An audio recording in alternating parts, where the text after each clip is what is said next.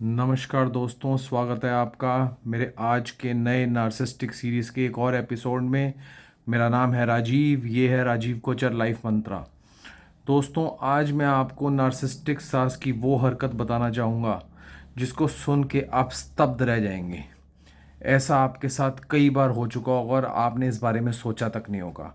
कैसे एक नार्सिसिस्टिक सास अपनी बहू और बेटे का स्लीप डाइवोर्स करा देती है, किस तरीके से उनको अलग रखती है, उनको एक साथ एक कमरे में सोने नहीं देती कोई ना कोई बहाना मार के, और उनके कई साल इसी तरीके से ख़राब करा दिए जाते हैं। ध्यान से सुनिएगा, और अगर आपके साथ ऐसा हुआ हो तो मुझे कमेंट में ज़रूर बताइएगा। नार्सिसिस्टिक सास जो होती है, ये मैं सिर्फ उस फैमिली की बात कर रहा हूँ जहाँ जो सास है वो नार्सिसिस्टिक है। फैमिली नार्सिसिस्टिक नहीं है पूरी, सास ओनली 1% वही नार्सिसिस्टिक है, लड़का भी नार्सिसिस्टिक नहीं है। क्या होता है, जैसे शादी होती है, फर्स्ट नाइट पे लड़का कमरे तक पहुंचता ही नहीं है, अपनी वाइफ के पास वो पहुंचता ही नहीं है। जब सुबह उठती है वाइफ और उसको पता चलता है कि जो हस्बैंड था या वो तो जीजा जी के पास सो गया था या तो वो कहीं और सो गया था, कोई ना कोई काम बता के, क्योंकि बचपन से ही लड़के को ऐसे ट्रेंड किया गया है कि उसको ऐन मौके पे जो मम्मी चाहती है, जो उसकी लड़के की मदर यानी लड़की की सास जो चाहती है वही वो करता है। तो उसको बचपन से ये ट्रेनिंग दे दी गई है, उसको इस पैटर्न में, इस रोबोटिक पैटर्न के अंदर उसको रख दिया गया है।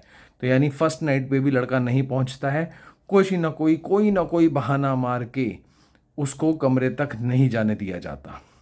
दूसरा, रेगुलर टाइम में हर रोज़ रात को जब लड़का थका हारा घर आता है, जब हस्बैंड वाइफ साथ बैठने में, उनका रूम टॉक्स का टाइम होता है, रूम में बैठने का टाइम होता है, उस मौके पे, उसी टाइम पे, क्योंकि सास को, नार्सिसिस्टिक सास को ये टाइम पता होता है कि बहू कितने बजे सो जाती है या मेरा लड़का कितने बजे सो जाता है, उसी टाइम पे सास के कमरे से आवाज़ आती है।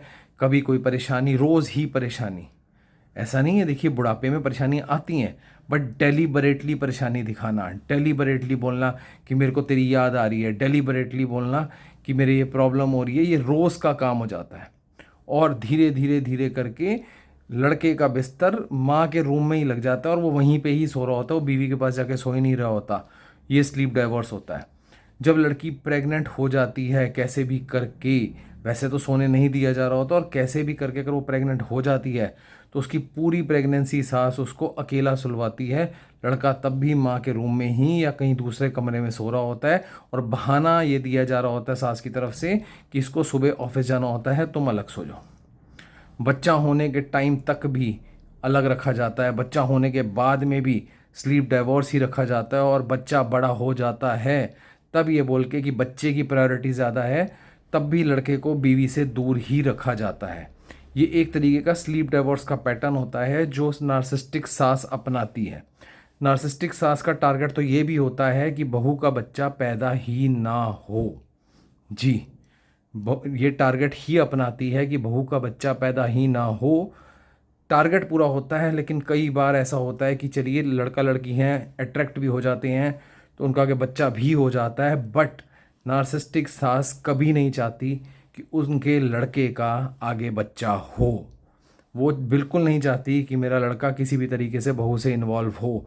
ये भी एक तरीके की वो बहू को सज़ा देती है। वो लड़के और बहू में हमेशा एक स्लीप डाइवोर्स पैटर्न बना के रखती है। लड़का और बहू बहुत दूरी पे रहते हैं, एक एक कमरे की दूरी पे रहते हैं, और कुछ साल ऐसे रहने के बावजूद उनके मन में एक दूसरे के प्रति जो फीलिंग्स हस्बैंड वाइफ की होनी चाहिए वो ज़ीरो हो जाती हैं, वो ख़त्म हो जाती हैं।